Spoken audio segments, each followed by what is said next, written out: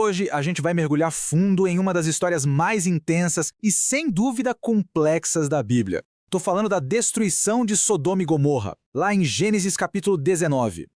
E tudo, no fundo, gira em torno de uma pergunta bem provocadora. A gente vai ver como é que uma única noite, em Sodoma, acaba virando um teste definitivo, sabe? Um teste de caráter, de moralidade, para todo mundo que morava lá.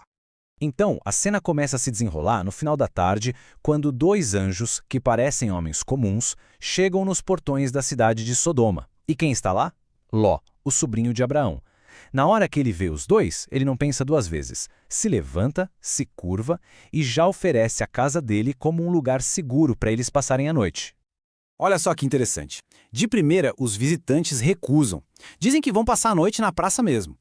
Só que o Ló insiste, e insiste tanto, com tanta força, que eles acabam aceitando. E essa atitude dele, essa hospitalidade insistente, é super importante para a história, porque ela já mostra de cara que Ló era um homem justo, um ponto de luz no meio de uma cidade que, como a gente vai ver, não era nada acolhedora. Mas essa hospitalidade do Ló é testada e bem rápido. Mal dá tempo deles se ajeitarem antes de dormir e a casa já está cercada. E olha, não era um grupinho não. Eram todos os homens da cidade, do mais novo ao mais velho. A cidade inteira, todos juntos, com uma intenção nada boa. O que eles querem é chocante, é direto e é violento. Eles não estão ali para dar boas-vindas. Eles querem abusar dos visitantes. Essa única frase já entrega o nível de corrupção moral que tinha tomado conta da cidade inteira.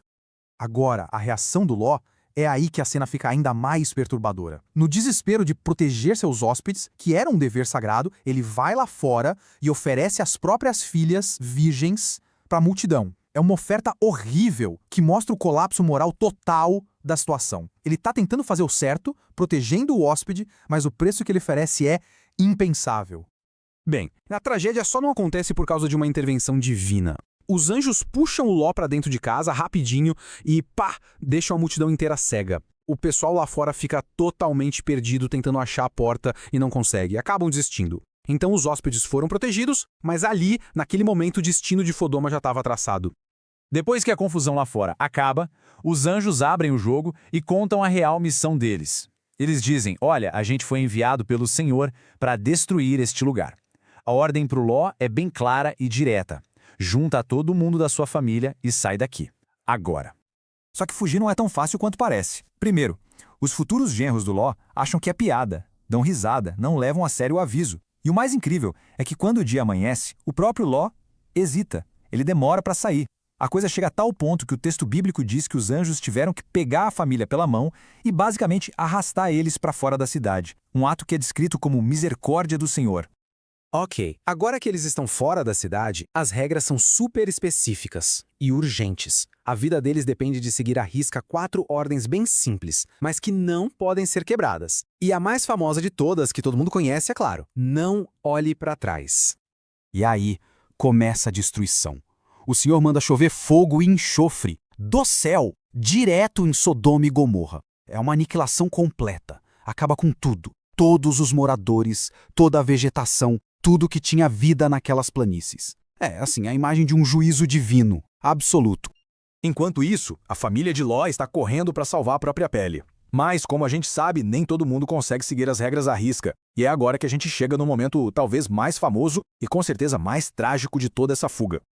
Bem no meio daquela correria desesperada, a mulher de Ló quebra a regra principal. Ela desobedece, ela olha para trás. A gente não sabe exatamente por quê, talvez por saudade da casa, talvez por curiosidade, ou quem sabe ela simplesmente não acreditou no que estava acontecendo. E a consequência é instantânea e definitiva. Ela vira uma estátua de sal. Fica ali como um monumento, um aviso para sempre sobre o preço da desobediência e também sobre o perigo de se apegar a um mundo que já estava condenado. Mas acredite, a história não acaba aí. Ló e suas 2 filhas conseguem escapar e vão se esconder numa caverna lá nas montanhas. Eles são os únicos que sobraram da família mais próxima, e o medo, o isolamento, tudo isso leva a uma atitude de puro desespero. As filhas chegam a uma conclusão drástica. Elas acham que são as últimas pessoas na Terra, que não há mais homens. Então, para garantir que a linhagem da família não acabe, elas bolam um plano. O plano é o seguinte: embebedar o pai em 2 noites seguidas e se deitar com ele para poderem engravidar. E o texto faz questão de dizer que Ló não percebeu nada do que aconteceu em nenhuma das 2 noites.